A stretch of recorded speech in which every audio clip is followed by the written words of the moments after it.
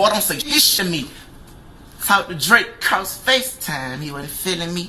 Told me that he fucked with Drake. Damn, bitch, you shitting me. You young boys take some of that money and set it aside. Not having enough to pay your taxes a federal crime.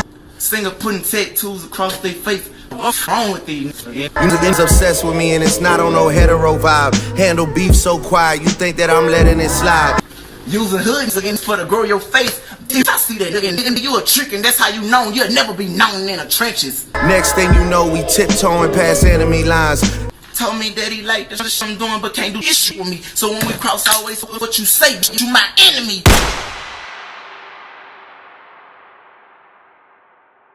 The year is 2016 and Drake is the biggest rapper on the planet, dropping his album Views. At this point, Drake had been dominating for the better part of a decade and was just getting bigger as the years went on.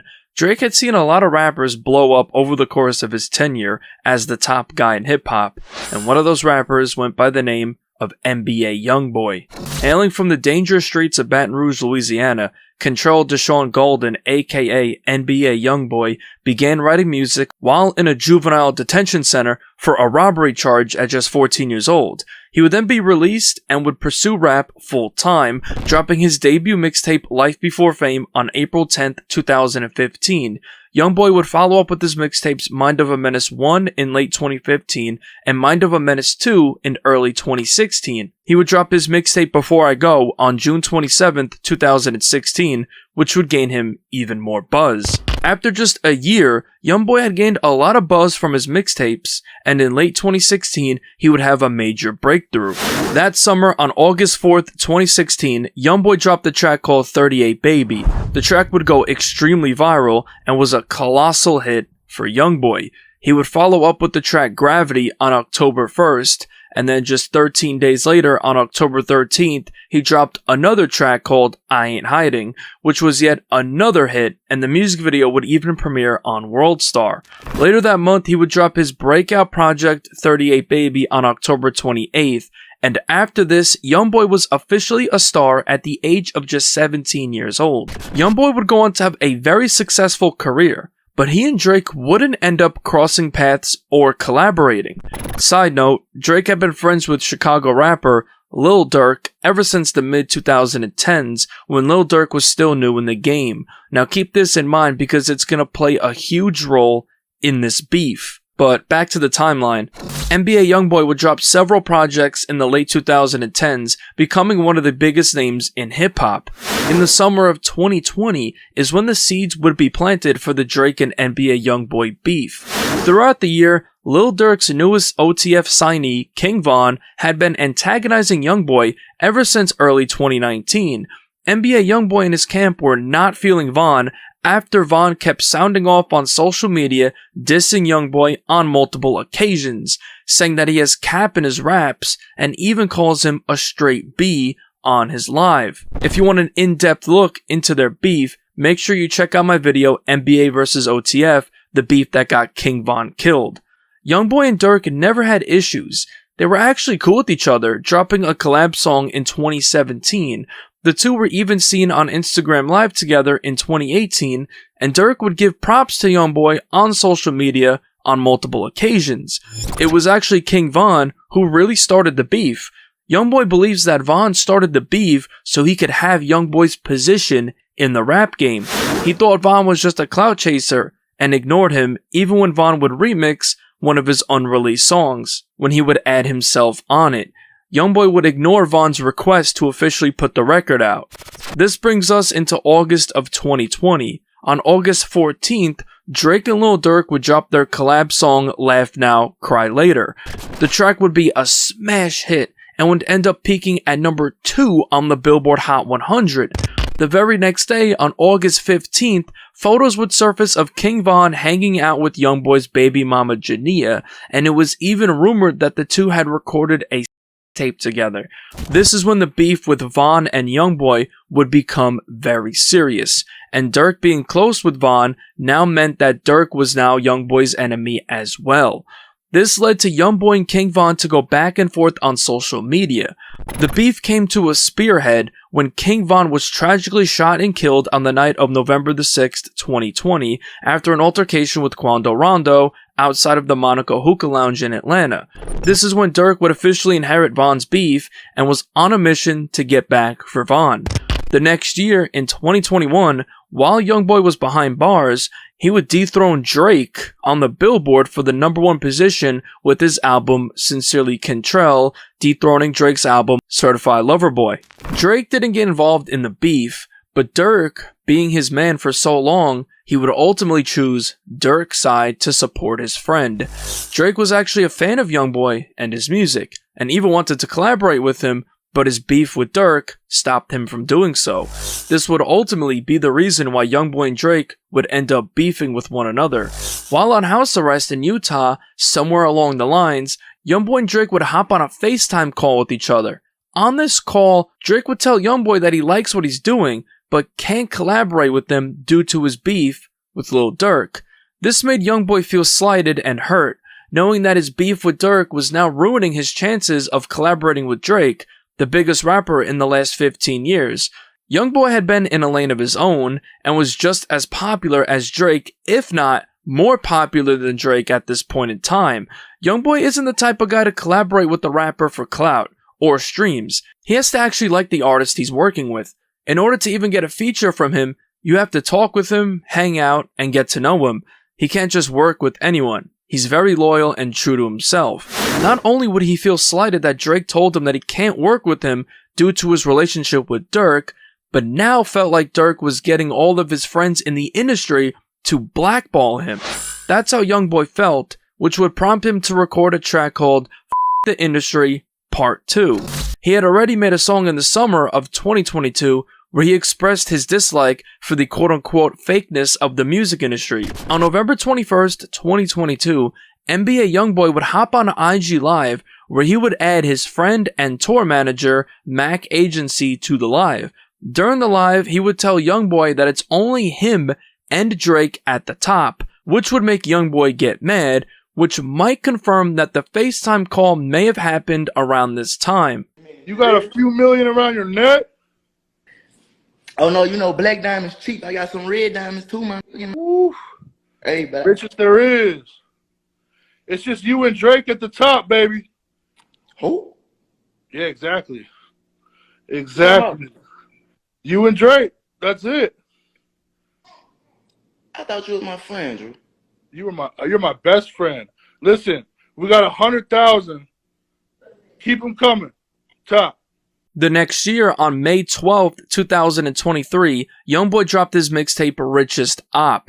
This mixtape was supposed to come out on the same day as Durk's album Almost Healed as a way to sabotage Durk's release, but Durk would end up pushing his album back just to get in Youngboy's head. On the mixtape appeared the track F*** the Industry Part 2. On the track, Youngboy would take aim at Drake for denying his feature in favor of Lil Durk. Youngboy would mention the FaceTime call he had with Drake, where Drake told him that he can't do a song with him due to the ongoing beef with Lil Durk. Drake cross FaceTime when feeling me. Told me that he damn, that you should get me. Youngboy would officially declare Drake as his enemy. Tell me that he like this shit I'm doing, but can't do shit with me. So when we cross, always what you say, you my enemy. The second verse had more shots at Drake, where he would reference Drake's new face tattoo, accusing him of using hood culture to grow his fan base. Youngboy says that no matter how hood Drake tries to act, he will never be known as a gangster in the trenches. Singers putting tattoos across their face. From these hood and niggas for to grow your face. I see that. Youngboy wants to test Drake's gangster, so he invites him to Salt Lake City in Utah, where he was serving house arrest at the time. Youngboy mentions Jay Prince in the second line, telling Drake to ask Jay Prince about how he gets down. Youngboy brings up Jay Prince due to Drake and Jay Prince's close relationship, where Jay Prince refers to Drake as his son. So that's why Youngboy used the word daddy in this line. Bring your ball tail to Salt Lake. You a gangster and go at Jay Prince, I'll kill your daddy. Shit, I ain't worried. After the track was released, J. Prince would fly to Utah and pay Youngboy a visit to try and settle the tensions with Drake and squash the beef. On May 17th, J. Prince would post a photo of himself with Youngboy and Birdman to Instagram. He would address the situation with Drake in the caption, writing, "As you can all see, I had a good time kicking it with the homies in Utah. On behalf of the little homie, YB, me and my brother Birdman were able to have a real conversation face to face. We talked about the past, the present, and the future, but most importantly, we left each other with a mutual respect moving forward." Even though I wasn't there for a meeting with Birdman, I must say, Lord walks in mysterious ways. With that being said, I must address the song where my name and Drake's name were mentioned. To the little homie, as I said to you privately, I say to you publicly that Drake is my son. He rolled with me, therefore I think it's a good idea to take him off your enemy list. Because the truth of the matter is that we got nothing but love for Dirk and your accomplishments. When I put Drake on that FaceTime call with you, my intent was for y'all to move forward, not backwards. Two things we get every day is a chance and a choice. The choices we make determine our destination. Now, this wasn't the first time that NBA Youngboy and J. Prince had issues.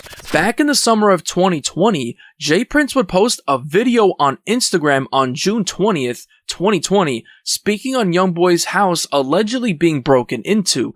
Prince would then show a set of car keys that belonged to Youngboy's McLaren and Rolls Royce, saying that he has his back. The original caption of the post said, quote, "It's a small world. You never know who. As you can see, the little homie, NBA Youngboy, and OG3 has ties. Y'all will see us all together soon." The little homie Youngboy, place got broke into. People went in his place, disrespected different things, and I got a call about it. And the little homies that went into this place want to make that right because they understand that, you know what I mean, Youngboy family is okay with me. And as you can see, homie, to make a long story short, I got your keys to your Rolls Royce, I got your keys to your McLaren, you know, all this shit they took, and the homie, Shakur, what you got, homie? You got your Rolls Royce umbrellas, you got your keys, you got a bunch of other shit, so get in contact with us, bro. Get disrespect, bro. All good, waiting on you. Youngboy would then take to Instagram that same day, posting a video responding to J. Prince, going off, saying that he should just hit him up privately instead of making everything public, and tells J. Prince to mind his own business. Hey, I don't no friends, I don't no new relationships. All that shit, so hey, I don't respect none of that shit, man. If you got something for me, man, they got plenty looking around me you could call. Man, it's plenty ways you could get in touch with me. Man, don't get on no internet and do nothing publicly. Don't do nothing dealing with no publicity, none of that shit. So, and I'm good on the keys, gangster. When you buy shit, it's cash. Two keys come with the car anyway. Mind your fake off business, man. Now back to the timeline. Drake, on the other hand, didn't appreciate how Youngboy dissed him. Drake never ducked a battle. If he was called out on wax, he always had to respond, and this was no exception. Drake is known for his subliminal disses over the years, taking a page out of his idol Jay-Z's book. Drake was a highly competitive rapper that never ducked a battle no matter the opponent. Now during this time, Drake was rolling out his 8th album called For All the Dogs. On the night of the album's release on October 5th, 2023, Drake dropped the 2nd single for the album along with a music video for a track called 8 AM in Charlotte. On the track, in classic Drake fashion, he would subliminally respond to NBA Youngboy. On the 3rd verse, Drake opened up the verse directly name-dropping Youngboy while keeping it subliminal. Drake references Youngboy's song Hold Your Own on his album The Last Slimito, where Youngboy speaks on paying $10 million for his taxes and that now he has no time for flashing. Drake is basically saying that Youngboy and other rappers may not have enough money to pay the tax percentage of that income that they claim to have, making it a federal crime.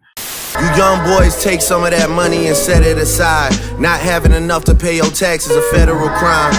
Drake then has a message for Charlemagne and Youngboy, calling them obsessed for dissing him when he never spoke badly about them publicly. Niggas obsessed with me and it's not on no hetero vibe. Handle beef so quiet, you think that I'm letting it slide. Drake in a subliminal fashion says that he isn't letting any diss slide past him, even after going past enemy lines, which is a reference to choosing Dirk's side in the beef. Next thing you know, we tiptoeing past enemy lines. The last line, Drake takes Youngboy's words and spins it back at him when Youngboy referred to Jay Prince as Drake's daddy. Go ask Jay Prince, I'll kill your daddy. Shit, I ain't worried.